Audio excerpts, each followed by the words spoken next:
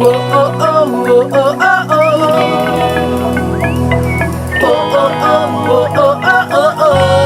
San TEODORO mamasyal ka na.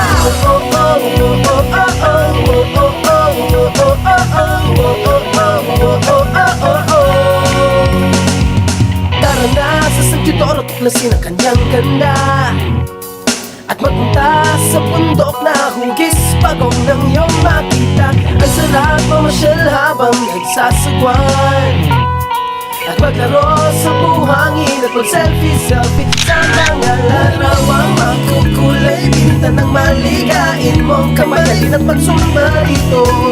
Sumasayaw din ang taga San TEODORO. Come on, let's go sa San TEODORO. Oh, oh, oh, mamasyal dito. Gayuhin na lupi ang bayan ko. Sa San TEODORO, mamasyal ka na. Oh, oh, oh, oh, oh, oh, oh, oh, oh, oh, oh, ang rambutan at nasones na may tikman mo na. Habang nasa bubong mag-enjoy sa biyahe sa liku-likong kalsada. Bakit ka at ready ka nga bang mapasa? Halika na, magkayak na sa ilog na rumanag ka sa malalim at di nasisirit. Tagong paraiso, tungkol sa paspasin, halina't maligo rito. Mag-outing na sa San TEODORO. Come on, let's go sa San TEODORO. Oh, oh, oh, mamasyal dito. Gayuhin na lupi ang bayan ko. Sa San TEODORO, mamasyal ka na. Oh, oh, oh, oh, oh, oh, oh, oh, oh,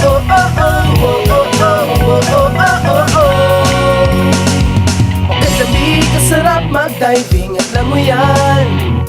Kay gandang talon sa kalangatan, kambal na falls nitong Botolan. Pasukin na ang kuweba namin dun sa aras. O kay gandang hahanga kapagkat sa tuloy may falls na mataas. Lumalagas las, asik sobrang angas at di nakaranas. Halina't dayuhin dito, mag-hiking na sa San TEODORO. Come on, let's go sa San TEODORO. Oh, oh, oh, mamasyal dito. Gayuhin na lupi ang bayan ko. Sa San TEODORO, mamasyal ka na. Oh, oh, oh, oh, oh, oh, oh, oh,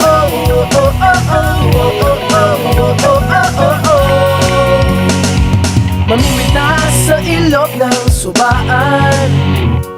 Ating tawirin magpahangin sa hangin bridge ng kaagutayan. Saan ka pa may campsite na pwedeng puntahan at mag-relax sa baybaying dagat at bakawan doon sa may taklikan. Pwede ring daanan ang Punta Baluarte doon sa lumang bayan. Pag may kasiyahan dito, bubusugin ka namin sa San TEODORO. Come on, let's go sa San TEODORO.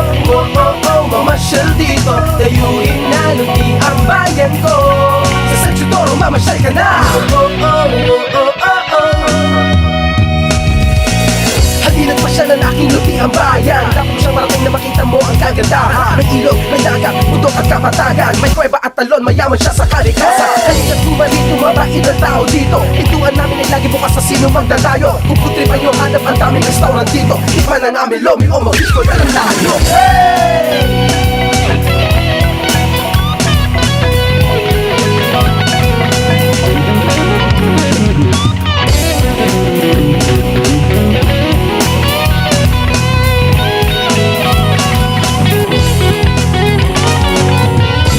Place where nature blessings live abound. Raised by people with both feet on the ground. We'll never waver through life's ups and downs. We welcome you all with these wide open arms. This is a place where nature blessings live abound. Raised by people with both feet on the ground. We'll never waver through life's ups and downs. We welcome you all with these wide open arms. Oh, oh, oh, oh, oh, oh, oh.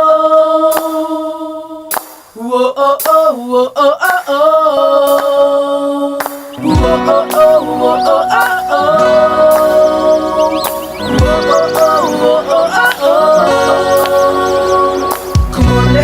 San TEODORO,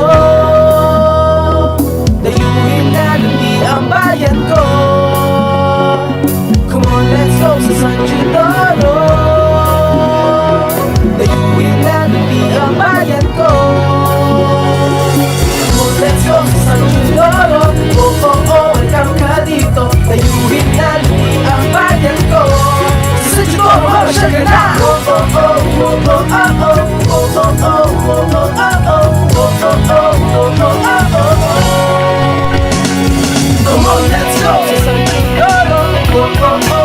mamasyal dito. Layuin na nami ang bayan ko.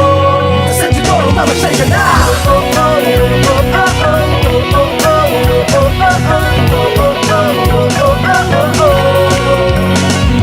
Come on, let's go! San Teodoro.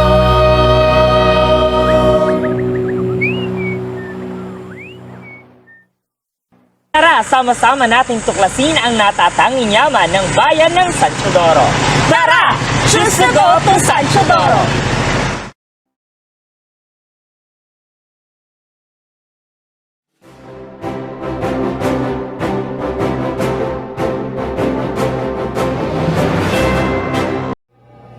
The municipality of San Teodoro is the home of inland and cascading waters of Oriental Mindoro.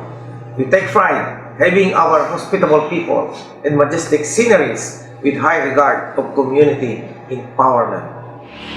San Teodoro, a fourth-class municipality in the province of Oriental Mindoro, is composed of 8 barangays.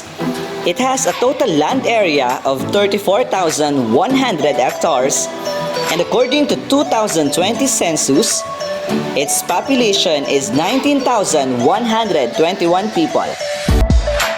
San Teodoro is home to 13 elementary schools: Adong Mangin School, Karen O. Sampaga, Amando A. Rico Elementary School, Maricel A. Tuazon, Arigoy Mangin School, Morena F. Platino, Bigaan Elementary School, Wilma Q. Clanza, Calsapa Elementary School, J. B. Bae, Lumang Bayan Elementary School, Mirafe I. Aparato, Paspasin Elementary School, Ernel S. Santos, Paspasin Elementary School, Kabarangay Extension, Ernel S. Santos, Saklag Settlement Farm School, Carol R. Beron, San Rafael Elementary School,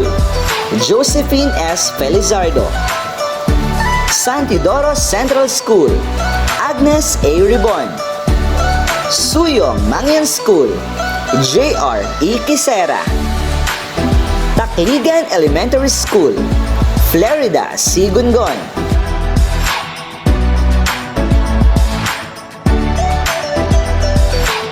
and 5 secondary schools: Ecological Public Secondary School, David S. Villafuerte, Ecological Public Secondary School, Arigoy Classroom Extension, David R. Beron, San Teodoro National High School, Victorino B. Ahelion, Takligan High School, Roberto A. Almedilla II, Northern Mindoro Academy, Lorely F. Ardilles.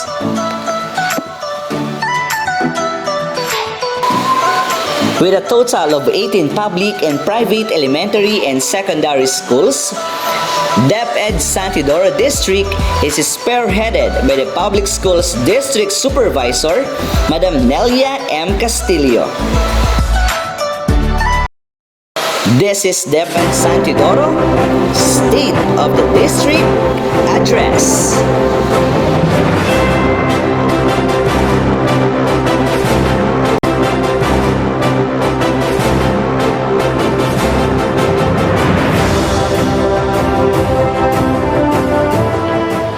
The school's Division Superintendent, Madam Susana M. Bautista, Assistant Schools Division Superintendent, Dr. Rafael G. Manalo, Chief of the Curriculum and Instructions Division, Madam Charity Capunitan, Chief of the School Governance and Operations Division, Sir Rodel M. Magnaye, Division Education Program Supervisors and Specialists, District Supervisors, Sangguniang Bayan of San Teodoro, headed by Municipal Mayor Honorable Salvador R.P., Barangay Captains, School Heads, Teachers, and fellow Teodorians. About 6 years ago, I was welcomed by the news that I shall be designated to the District of San Teodoro, a neighboring town about less than an hour of travel from my home, as the new public school district supervisor At first, I was a bit hesitant and sad and nervous because I knew new responsibility means new working environment, new people to work with, and a lot more news and first that I am about to experience. But on the other note, I was eager and excited to meet new people, reach new milestones, and reach greater heights. I was inspired to institute challenges for the greater good of Teodorian people. As I was greatly overwhelmed, then the daunting challenges that I laid ahead. Fast forward to 2021, I can't help but got emotional as I reminisce the happy, meaningful, and fruitful year of labor that I and my colleagues have rendered and endured. I am privileged to have witnessed how far the DepEd San Teodoro has gone and how farther it can go. We are still on the pandemic. I guess everyone would agree with me that this pandemic has made us all reflect of our past, our behavior and attitude.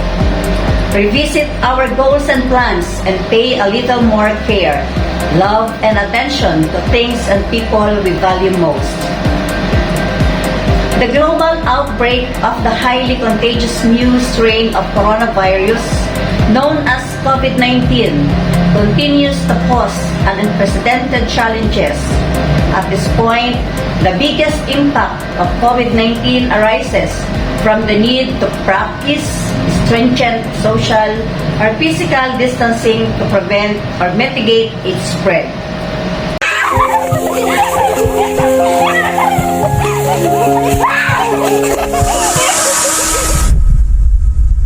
Umabot sa 86,209 ang nadagdag sa mga kaso ng COVID-19 sa Pilipinas. 5,573 ang mga bagong kaso ng COVID-19 ngayong araw.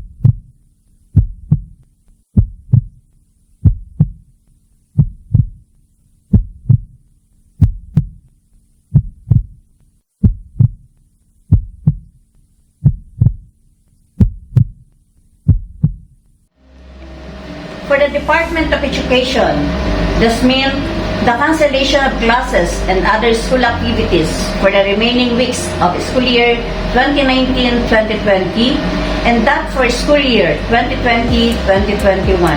The schools must find ways for learning to continue amidst the threat and uncertainties brought about by COVID-19 while ensuring the health, safety, and well-being of all learners, teachers, and personnel of the department.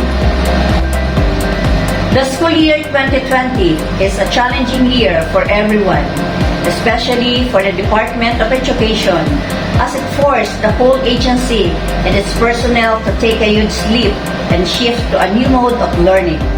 The pandemic that has brought loss, damages, and never-ending problems to the world also caused drastic changes in the way education in the Philippines is delivered.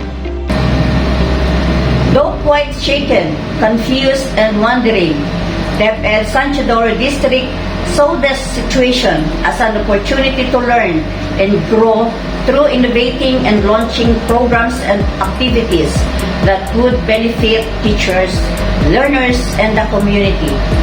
With the innate and ingenuity, passion, and professionalism of teachers as prime movers of education, the entire academic year 2020-2021 has a huge success.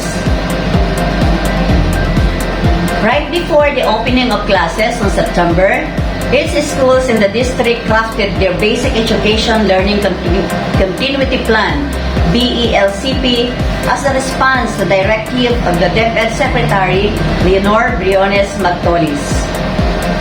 A learning continuity plan seeks to ensure that the students' learning progresses even amidst disasters such as natural calamities, storms, fires, and pandemics. This plan overcomes obstacles crafted by the disasters through innovative means of teaching and learning, keeping students on track with their courses. With today's COVID-19 pandemic, The main obstacle that has to be overcome is the need for social distancing, making face-to-face interaction impossible. In the development of this basic education learning continuity plan, inputs from different units and field offices of the department, from the local government unit, teachers, parents, and community partners respectively were gathered. In the integration of inputs into the BELCP, the school managers were guided by the following principles: protect the health, safety, and well-being of learners, teachers, and personnel, and prevent further transmission of COVID-19. Ensure learning continuity through K-12 curriculum adjustments, alignment of learning materials, deployment of multiple learning delivery modalities, provision of corresponding training for teachers and school leaders, and proper orientation of parents or guardians of learners. Facilitate the safe return of teaching and non-teaching personnel and learners to workplaces and schools, taking into consideration the scenarios rejected by the Department of Health and the Interagency Task Force.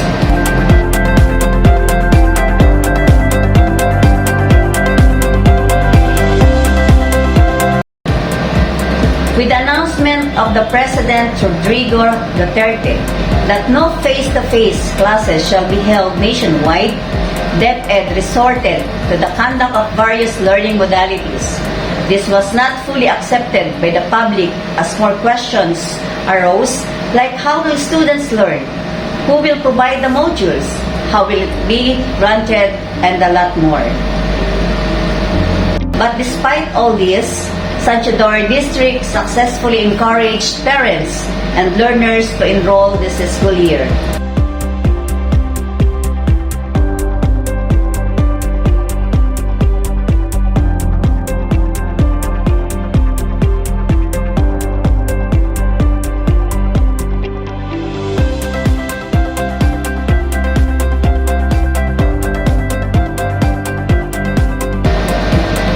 Data showed that a total of 4,807 Teodorian students enrolled, of which 3,013 were elementary pupils, 1,388 junior high school students, 106 senior high school secondary learners.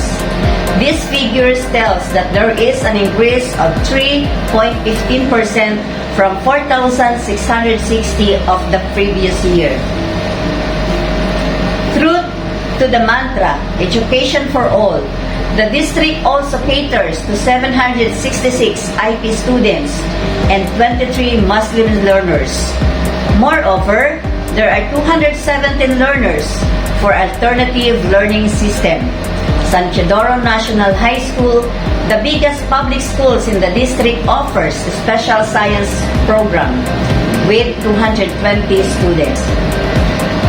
The swell in students' population is due to influx of families who return to the municipality as part of the Balik Provincia program, with the idea that modular learning is easy and convenient. Out-of-school youth and Balik Aral students re-enrolled and continued their studies. A healthy tree bears healthy fruits, so as great teachers produce great students. At present, there are a total of 122 elementary teachers and 82 secondary teachers. Of these figures, 67 are teacher 1, 23 teacher 2, 94 teacher 3, 7 master teacher 1, 4 master teacher 2, 6 head teacher 1, 2 head teacher 2, 6 head teacher 3, and 1 head teacher 4. There are 3 principals. Principal 1, 3 principal 2, and 2 principal 3.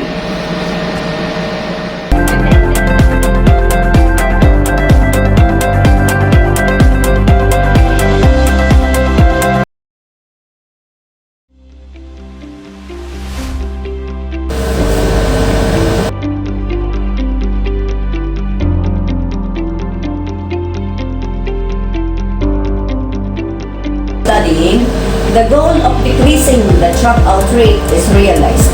As a matter of fact, most schools recorded zero dropout, an average dropout rate of 0.47% is recorded.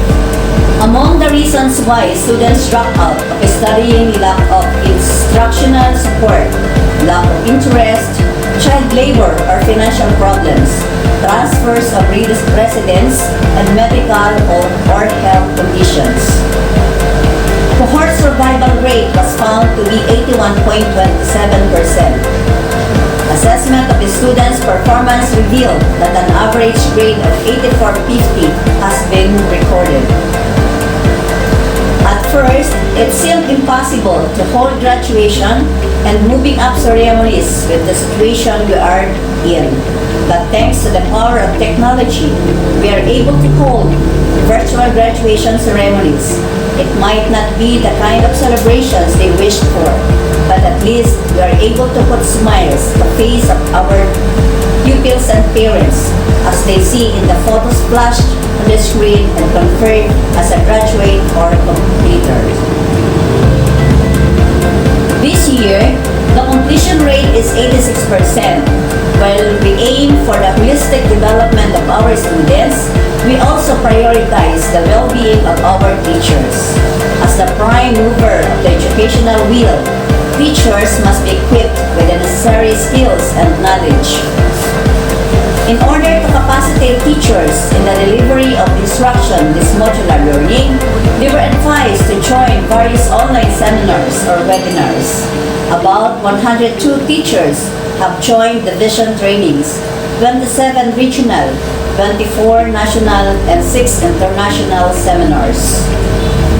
Among the trainings attended include training workshops in script writing for TV-based lessons, ICT trends and essentials in the new normal, child online protection, training on kindergarten remote teaching, capacity building and research, multi-grade instructions, ICT-related workshops, ELLN, test construction, SLM preparation, mental health awareness, and many others. Aside from attending trainings, many teachers have continued their graduate studies. At present, there are 21 MA graduates, while 5 PhD candidates and 139 MA students are expected to finish their studies. With more and more teachers finishing their studies, the district pool of professionals will be filled with caliber educators. To prioritize teachers' mental and physical health, we have intensified the back-to-school program of the Department of Education. As of now, there are 145 vaccinated teaching and non-teaching personnel in the district. On the school-based management level of practice of the schools in the district, we are still on level 1, while at least 2 are working on their level 2 and 3. With outstanding accomplishments of child-friendly schools in San TEODORO, many schools within the division have conducted benchmarking to learn from the best practices of the tutorials.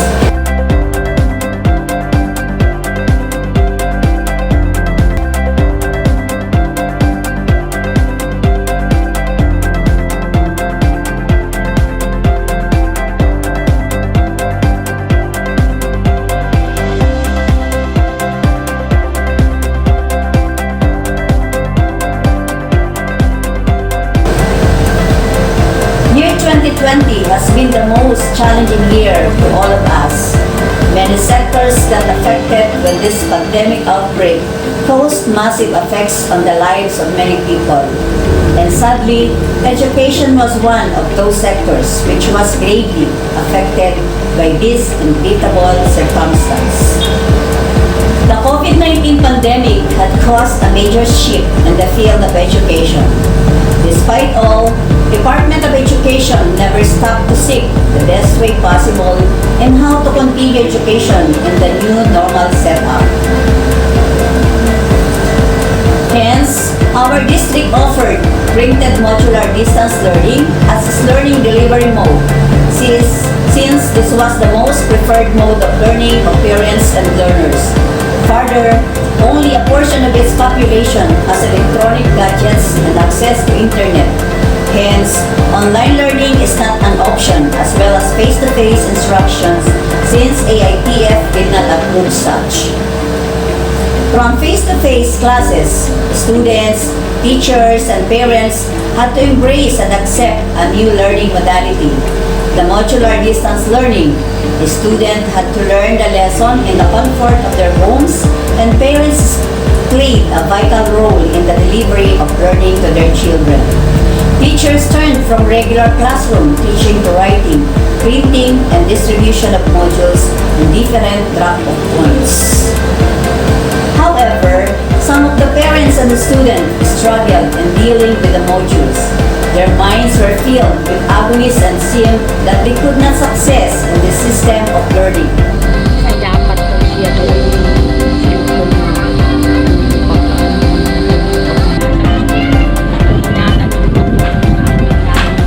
na lang kumain sa pag-awa sa kanya. Ang isip ko kung dahil ako'y pinag-aral ng magulang ko ay may sagot akong ibibigay sa anak. Some learners had lost strive to learn because they used to have their teachers beside them and explain every single detail of the topic in a certain subject, which was far from different to the current setup of education in the first time of pandemic that caused affliction to them. As we face the challenges brought by the COVID-19, the whole district of San TEODORO really flung their concerns and supports to the learners in order to help them surmount the problems that they encountered in the new setup of education system. I am proud and share with you our best practices in the district. Of food packs to learners. Organized teacher aid and drop-off points in various barangays. Project Inc. Important notes for kids. Outreach programs and giving of incentives. Intensive home visitations. SLM localization and indigenization. Strong support system during module distribution. Installation of additional washing facilities. Implementation of Project CPAG under Gulayan sa Paaralan. Implementation of Project CARE. Caring always regains enthusiasm. Project NEED. Modular enhancement exercises and tasks. Strict implementation of health protocols within school campus and home visitations. Active feedback mechanism. Provision of social and emotional support to learners and parents. Conduct of psychosocial first aid for learners and parents. Project Wi-Fi. Wise innovation in fundamental instruction. Project Excel. Excellent and competitive elementary learners. Project RISE. Research for intellectual stability in education. Project ECORD. Environment care and restoration development. Project TAKE. Teachers aspire knowledge through education. Project CARE. Kalsapa Alumni Recreations and Enhancement. Project SAFE. Safe and Friendly Environment. SWM Project DARE. Dual action to restore the environment. Project COVID. Contextualizing and outlining VIM interventions for development. Project MASK. Mastering and advancing skills and knowledge in reading. Project Module. Minimizing obstacles in delivering and understanding as a result of learning experience. Project SAFE. Securing advanced fluency in English. Project SHIELD. Scaffolding habits as interventions in experiencing learning development. Project Turo Ka. Teaching under the supervision of responsible and outstanding kuya and ate. Project Visit. Visualization and implementation of strategized interventions for total learning. Project Hero. Honoring educators through recognition and endless opportunities. Project Wash, weekly assessment to secure habitual learning, Project Isaiah, every school is a home, and many others. We are indebted to our community partners and valued stakeholders from the start of this pandemic until the end. You were with us in the journey. You offered assistance when we needed most. Your financial, moral, and spiritual support helped us come through the challenges, and your trust and confidence in us drive us to reciprocate your generosity, add kindness with selfless service. San Teodoro District is blessed to have able, dynamic, innovative, and empowered leaders and partners who are always to support all the school projects and programs. In the new normal of education, our community partners commit themselves to helping us out in the delivery and implementation of our learning modality. We are grateful not only for the moral but also for the financial support we had received from our valued partners and the stakeholders. In fact, the entire district received this year's MOE worth 6,113,845, PELCP worth 2,822,305, Provincial CEF worth 20,210, Municipal CEF worth 573,210. Further, we are so blessed to have our equally generous donors who have always been there to support us. I am glad to share with you that we have raised a total of 1,279,207.21 centavos from our partners. On this note, I would like to express my sincerest gratitude to the following sponsors who have been with us this academic year. Provincial Government of Oriental Mindoro, Local Government Unit of San Teodoro, Local Barangay Units, Coratec Foundation, Korean Benefactors, German Benefactors, Alpha Phi Omega, Simul Foundation, Kalahi Seeds, Tau Gamma Phi, Ayala Pro Futuro Foundation, Stairway Foundations Incorporated, Parents Teachers Association, and many others. Despite the pandemic that we experience, San Teodoro District never fails to exhibit excellence and show outstanding capabilities and talents that are truly worth celebrating. Amidst challenges, we continue to rise and show the world that we have here and what we can do as one district. The numerous awards and recognition we have received vouch for our notable strive for excellence and for our perfect desire to give our students nothing but the best. In the race for excellence, San Teodoro District definitely knows no finish line. It is also this year when the Teodorian educator got recognized in the national stage for his outstanding skills and exemplary service.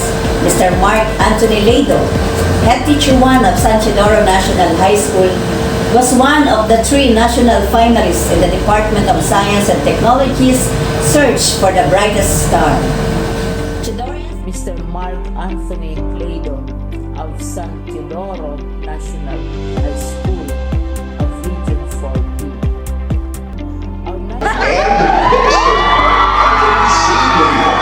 Of San Teodoro National High School, engaging students in an indigenized manner. He became more than a mentor, but a partner to his as they both explore the wonders of science. I know every child is a genius, but most of the time they just don't do it. And it is your job as a teacher to lead them on discovering that they are good on their own ways. Teodorians have always been excelling in the field of journalism, as proven by the recent feat of a group of students from San Teodoro National High School who were hailed champion in the mobile journalism and video documentary competition in the National Campus Press Olympiad.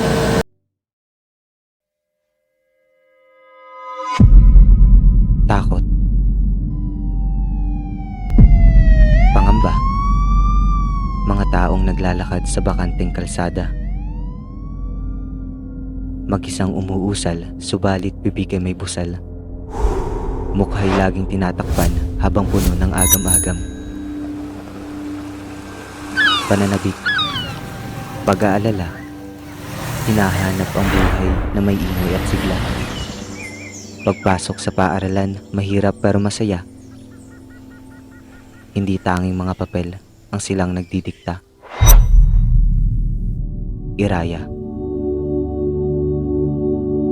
Isang taon na rin pala nung lumaganap ang pandemya. Mula sa simpleng class suspension na akala lang pala. Nabinbing mga pangarap sa pabago-bagong sistema. Isang taong paghihikahos ng mga katutubong iraya. Pinagkaitan ng liwanag. Lumalakad ng lipak. Pagpatak ng dapit hapon.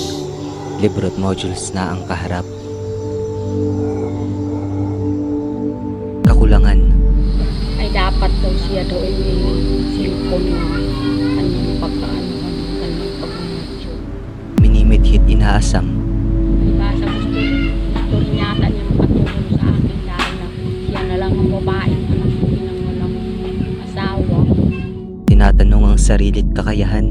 Kakaroon ako ng kaunting ng pag-awa sa kanya. Ang isip ko kung saan ako'y pinag-aral ng magulang ko ay may sagot akong ibibigay sa anak ko. Kung magpapatuloy o susuko na lang sa laban. Pero sa kabila ng lahat ng ito, isa lamang ang sigurado. Walang balakid o pandemya ang ahad lang sa naisin nilang matuto. Makapag-aral, makapagtapos, may angat ang antas ng pamumuhay. Hirap man at pagod ay walang humpay. Ang lahat ng sakripisyo'y magbubunga rin naman sa dulong bahagi ng laban. Hindi man makita ang kalaban, ang mga iraya ay may malinaw na kinabukasan. Iraya, sa panahong lumaganap ang pandemya, poot at karimlan. Iraya, na ang dugot pawis ay buong pusong inilaan. Iraya, na simpleng mag-aaral ng ating bayan. Sa muling pagsilang ng umaga, babanagang saya at pag-asa. Salamin nito ay ang mga katutubong iraya na patuloy isinusulong ang edukasyon sa gitna ng pandemya.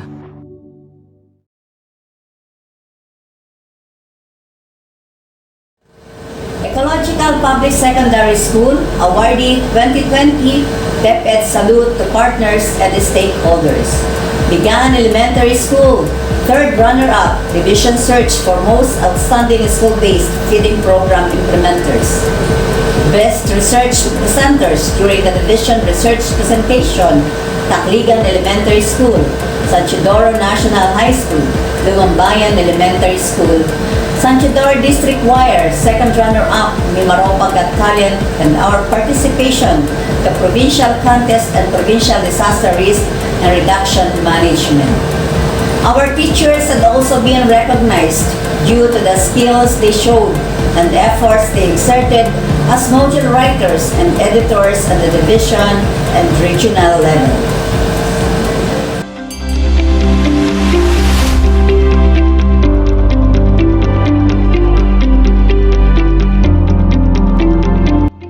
We will need loads of understanding and patience to endure and overcome the birth pangs of pains of the new beginning. But we have done and proven enough.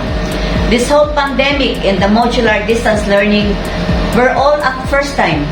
But while there are countless challenges and problems, our potentials and opportunities were also limitless. We have successfully completed the school year 2020-2021. We have shown the world that we are capable of when we work together. We have challenged ourselves and out of our comfort zone, and that deserves a handshake, a tap in the shoulder, and applause.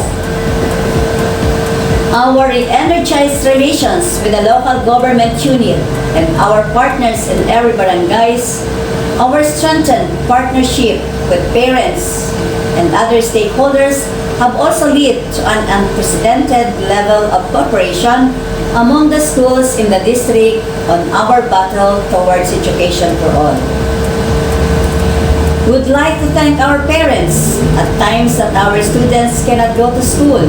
We serve as their mentors. We played a huge part in instilling to them not only the lessons in the modules, but also the values they could learn while in school. We also salute our learners. We feel how much excited and eager you are to go to school and study under normal setting. Despite being new to modular learning, you embraced it and did everything you can to learn and finish the school year. Thank you for not giving up. Thank you for holding on your dreams, and thank you for believing in the essence of education.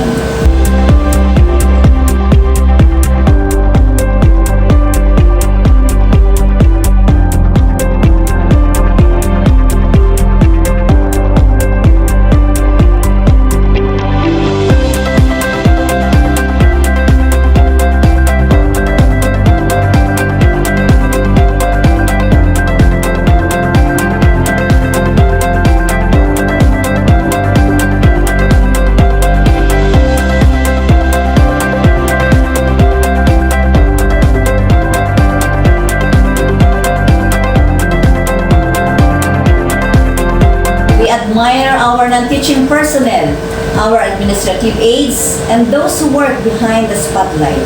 Your excellent works and amazing support system are a huge part of our success.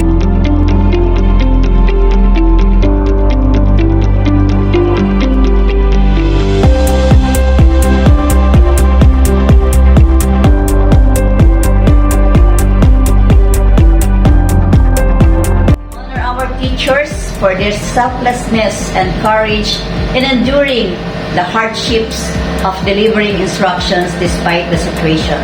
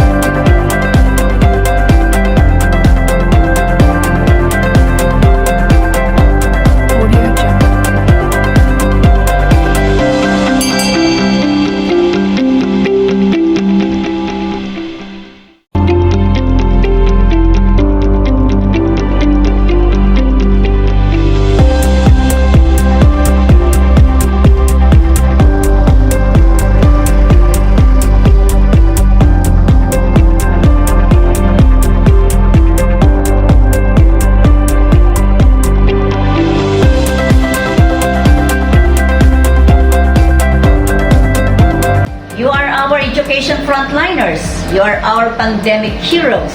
Epitomize the innate resilience of the Department of Education. Your hard works and perseverance can never be quantified.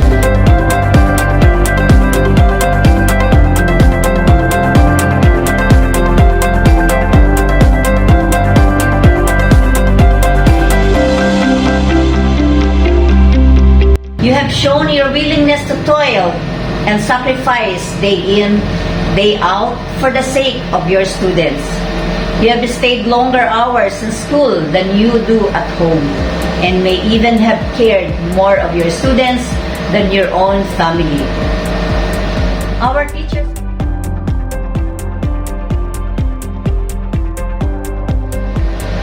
teachers play a huge and significant part in the success of learning delivery modality. It is from the toil of their hands and minds that we are able to provide self-learning modules to our students. You have endured sleepless nights just to come up with quality learning activity sheets and self-learning modules.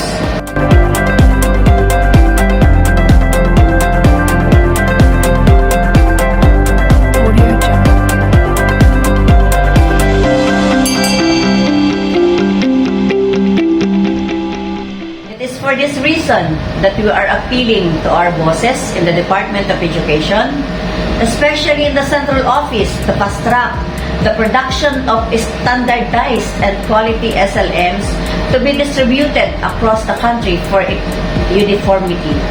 With such, teachers need not to exhaust themselves in making learning resources and may rather devote time for providing instructional supports to their learners.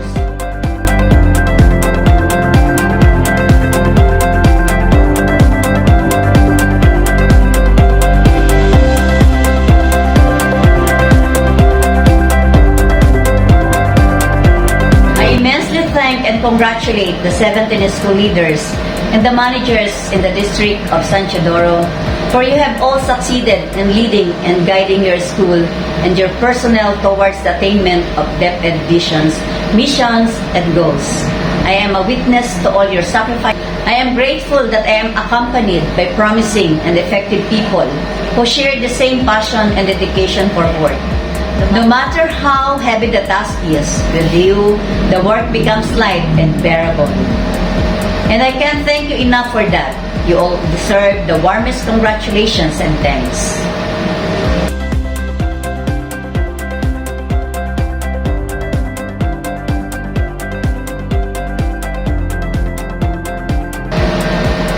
My fellow Teodorians and my colleagues in DepEd, what I reported to you are what was, and what has been done in the months and probably in the years to come.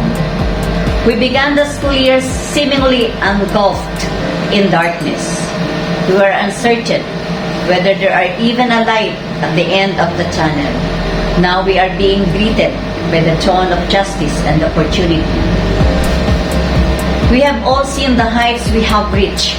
We have heard the stories of our fellow Teodorians, parents, and learners.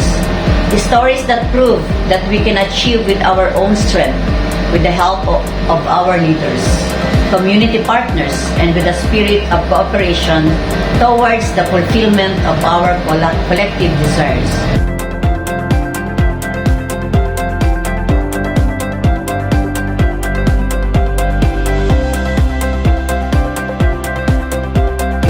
We began the school year seemingly engulfed in darkness. We were uncertain whether there are even a light at the end of the tunnel. Now we can hold our heads up high and say to the entire world, I can. Teodorians can.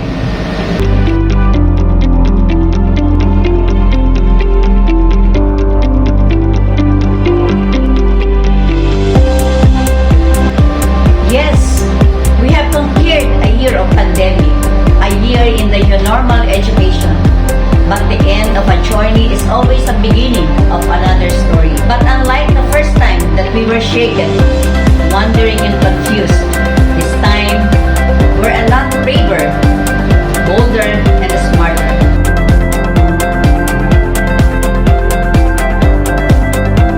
We are bound to learn from the mistakes and shortcomings of our past, so that it may bring about even more opportunities for all of us. We are again writing the first chapter of the great story of Teodorian people, guided by the Almighty. We can continue to tread the straight path. We will fulfill even greater aspirations. We will open the doors to even greater progress. Our direction is in your hands. I have always believed that the most useful asset of a person is not the head full of knowledge, but the heart full of love, with ears open to listen and the hands willing to help.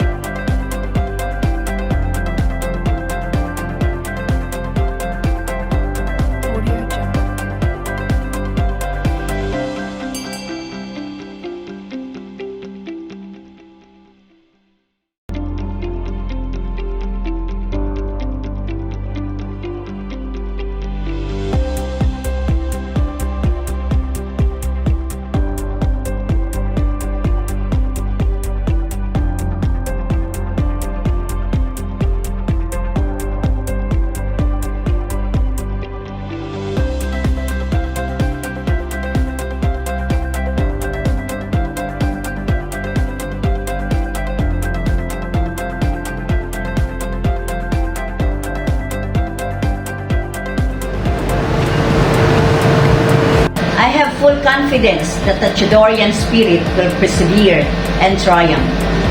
Together, let us rise as one DepEd, one division, one district, one San Teodoro.